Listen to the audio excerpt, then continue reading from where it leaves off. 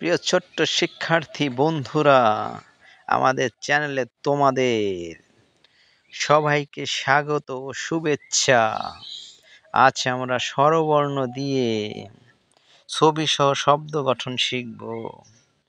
স্বরয়তে অজগর, স্বরেয়াতে আম, হ্রস্বইতে ইলিশ, দীর্ঘইতে ঈগল, রস্যুতে উট, দীর্ঘতে উষা, রিতে ঋতু, এতে একতারা, ওইতে ঐরাবত, ওতে ওলকপি, ঔতে ঔষধ। শিক্ষার্থী বন্ধুরা, ভিডিওটি কেমন লাগলো?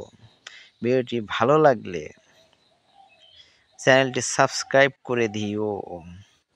দেখার জন্য ধন্যবাদ।